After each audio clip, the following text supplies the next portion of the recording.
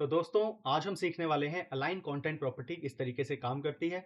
जैसे पिछली क्लास में हमने सीखा था जस्टिफाई कंटेंट प्रॉपर्टी के बारे में, सेम बिल्कुल अलाइन कंटेंट भी उस तरीके से काम करती है। डिफरेंस इतना सा है कि जस्टिफाई कंटेंट कैसे काम करती है हॉरिजॉन्टली और अलाइन कंटेंट वर्टिकली। तो फटाफट समझते हैं क्या करेंगे। उसके लिए इसको यहाँ से मैं हटा देता हूँ और अपने कंटेनर को कुछ हाइट दे देते हैं 500 पिक्सल एग्जाम्पल के लिए। तो इस तरीके से हमारा कंटेनर अब दिखाई दे रहा है। तो मैंने क्यों दी हाइट, ये दिखाने के लिए आपको कि वर्टिकली किस तरीके से सेंटर में आएंगे या स्टार्ट होंगे एंड होंगे इस तरीके से। तो अभी मैंने इस पे बॉक्स पे हाइट दी हुई है 100 पिक्सल, ठीक है।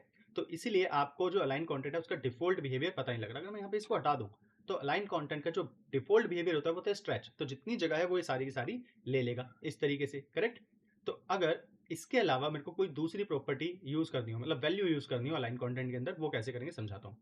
पहले आप अलाइन कंटेंट स्ट्रेच को ही देख लो। जैसे कि मैंने कहा कि बाय डिफॉल्ट होती है, ठीक है। तो मैंने यहाँ पे स्ट्रेच लिखा, तो बाय डिफॉल्ट है, इसका नेचर है, बाय डिफॉल्ट नेचर है।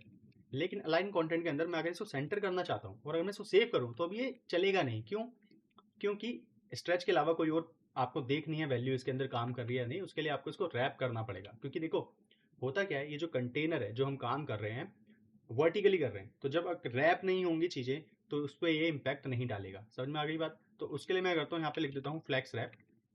और रैप बाय डिफॉल्ट क्या होता है, नो रैप होता है बेसिकली, ठीक है। तो रैप कर दिया, इस तरीके से हमें सेंटर में दिखाई दे रही है। ऐसे ही अगर मैं चाहूँ स्पेस बिटवीन, स्पेस अराउंड, जैसे मैंने आपको बताया था पिछली क्लासेस में, सेम उस तरीके से काम करती हैं। अब मैंने स्पेस बिटवीन लिखा है बट कहाँ आपको दिख नहीं रहा, आप बोलोगे कहाँ गया स्पेस बिटवीन। देखो होता क्या है, अब स्पेस बिटवीन दिखाने के लिए इसके साथ कुछ और एलिमेंट्स भी होने चाहिए, लेकिन वो यहाँ पे है ही नहीं, राइट। तो मैं क्या करता हूँ आपको समझाने के लिए, इस विड्थ को कर देता हूँ 100%। अगर मैं इसको विड्थ को 100% करूंगा तो रैप कर चुका हूँ, ये नीचे गिर जाएंगे, ठीक है, एक एक, और आपको स्पेस बिटवीन अब अच्छे से दिख रहा होगा, राइट।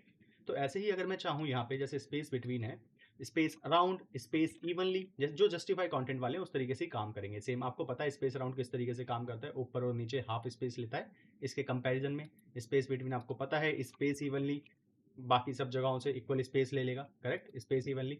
अब ये देखो इस तरीके से, होप आपको अच्छे से क्लियर हो गया होगा ये किस तरीके से सारी की सारी प्रॉपर्टी इसमें काम करती हैं। सेकंड, अब देखो जैसे अभी तो ये ऐसे हैं, हो सकता है आपके पास एलिमेंट ज़्यादा भी हो, मैं आपको दिखा देता हूँ, कुछ और एलिमेंट्स भी यहाँ पे डाल देते हैं, इन्हीं को रिपीट कर देते हैं ना, कलर रिपीट होंगे, कोई बात नहीं। इस तरीके से देखो आप जितने एलिमेंट्स बढ़ते रहेंगे उस हिसाब से स्पेस वगैरह मैनेज होता रहेगा। होप आपको अच्छे से क्लियर हो गया होगा।